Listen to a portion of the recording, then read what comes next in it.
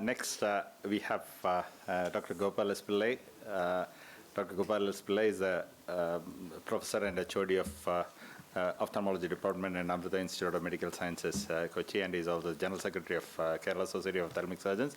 And he will speak on medical management of posterior segment complications of cataract surgery. Thank you very much, Dr. Srini. So we will be talking about managing the medical posterior segment complications of cataract surgery, which basically include cystoid macular edema, light toxicity, macular infarction, delayed suprachoroidal hemorrhage, choroidal detachment, and worsening of DR, retinal vein occlusion, AMD, and finally anterior ischemic optic neuropathy. So these are some points in cystoid macular edema which I would like to discuss because that's the most important complication which actually makes the patient very, very unhappy. So how do you define? Probably a vision like 20 years back, we would define something like a vision of less than 6/12 with large cystoid spaces around the fovea with a disc leak on fluorescent angiography, a typical flower petal leak on fluorescent angiography, and OCT shows the large cystoid space. So this is such a patient, a very minimal cataract with almost 6/6 parts vision. You can see the retina which is normal. The fluorescent was done for the other eye because the other eye had some finding. Now this patient underwent an uncomplicated multifocal IOL cataract surgery. Everything was normal, and then he developed this. So his vision dropped down to 6/18. He was very, very unhappy, and this is what happens.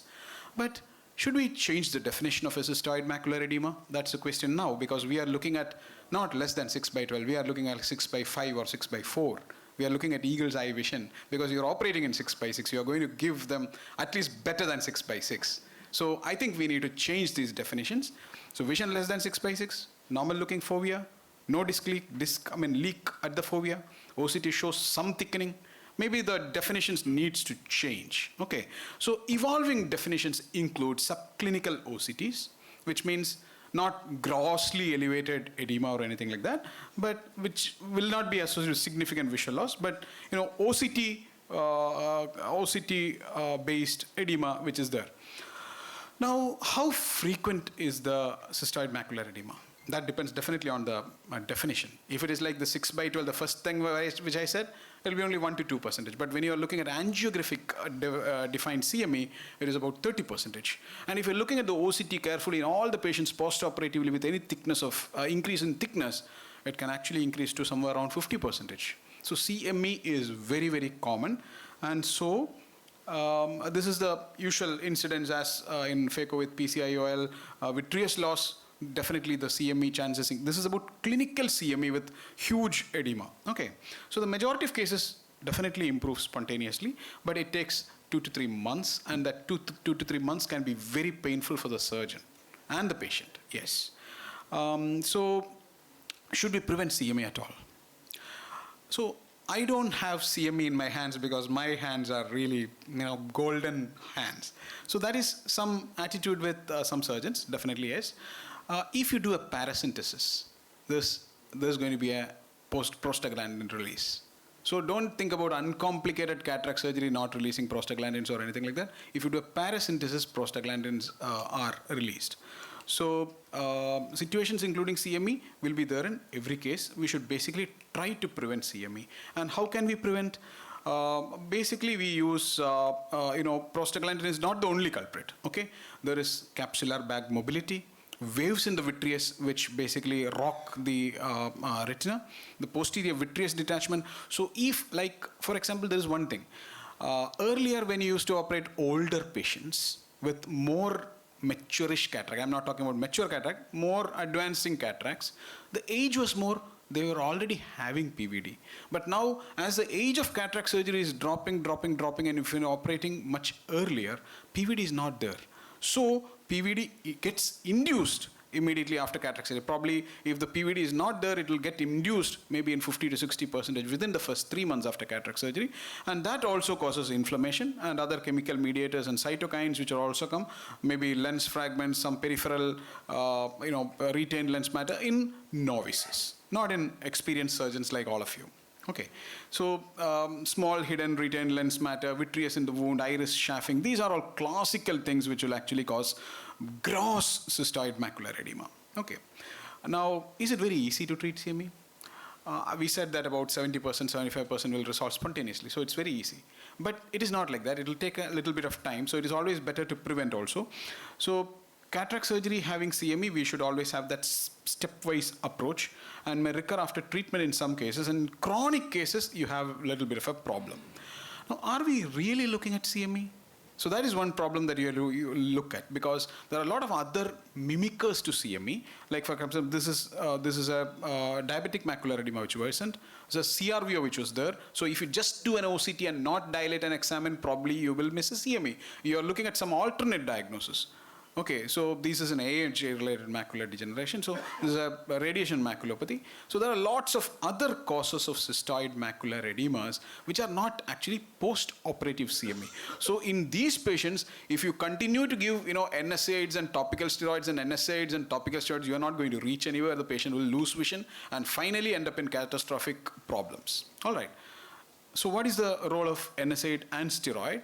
Yes, there is synergism, and there is a cyclooxygenase pathway, it's a lipoxygenase pathway. Both needs to be blocked, and that is why you require topical NSAIDs plus steroids. Now, there are studies which showed that, combined topical steroids with NSAIDs work much better. This is such a study. In the group 1 where you combined it, there was 0% CME. In group 2, there was 12%. There was only post-operative NSAID. So it's better to always add a steroid. So visually significant pseudophakic macular edema after uneventful phacoemulsification. This is again another study of about 450 patients randomized. And you can see that there is a significant difference between prednisolone alone and prednisolone plus nepafenac here. So that difference is significant.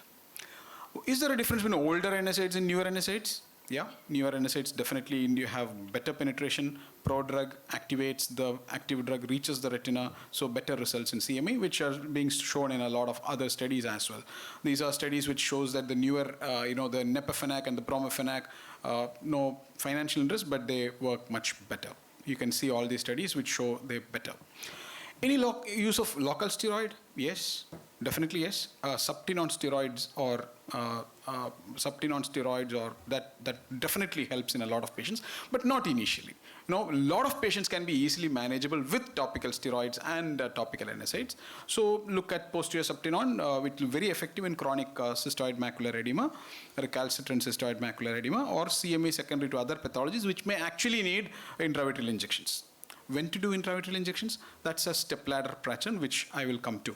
In chronic cystoid macular edemas or other treatments have failed, earlier treatment will reduce photoreceptor damage. That is also one thing.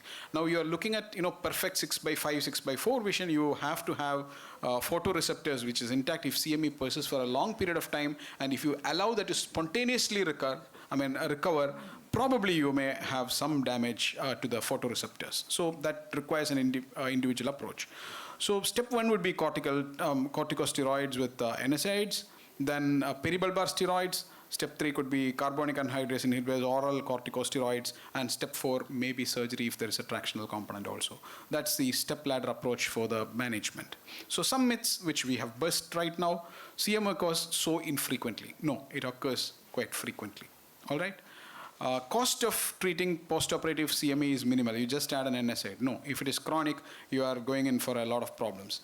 CME after cataract surgery will occur no matter what I do, and I don't have the tools necessary. No, we have the tools. We can add steroids and NSAIDs, and then maybe add the other things like it's easy for the retina specialist. May not be that easy all the time. So prevention is always better than cure. Now let us go to some other post-operative complications like light toxicity, prolonged exposure, like especially if a novice surgeon is operating and prolonged exposure is there, definitely there is a light toxicity. Cystoid macular edema can occur, foveal burn can occur, and actually you can filter the light whenever you are suturing, etc. Okay, macular infarction. Sometimes we give subconjunctival gentamicin or something like that at the end of surgery. If there's a PC rent or something like that, you can go inside and cause a massive macular infarction which completely loses vision. Outer retinal ischemic infarction is a rare complication. Selective infarction of the retinal pigment epithelium, that's all very rare. I don't want to go more into it. Worsening of diabetic retinopathy is a very, very, very, very common thing. So you need to see if, probably 50% of the patients you operate are diabetics anyway, and maybe 50% of them will have retinopathy. And so Pre-operative evaluation and post-operative management of these patients are very, very essential. Inadequately treated PDR will worsen and it will cause bleed after 3 months or 4 months of cataract surgery. Delayed suprachoroidal hemorrhage later. I mean, intraoperatively is a catastrophe which we do not wish to have. Delayed can also occur, usually managed conservatively with cycloplagics and pressure-reducing agents, etc. Choroidal detachment, especially in the presence of hypotony or wound leak, you look at the cause for choroidal detachment, manage it. It may be surgical. Okay. Steroids may actually build up the pressures as well. Ischemic optic neuropathy, sometimes when you're keeping the bottle at the rooftop and making the anterior chamber stable, especially in labile discs like advanced glaucoma or diabetic discs or some other ischemic areas, you may have anterior ischemic optic neuropathy, in which you don't have so much treatment to offer, but then you will try to prevent them in labile discs. Thank you very much. Thank you, Gopal, for that excellent presentation.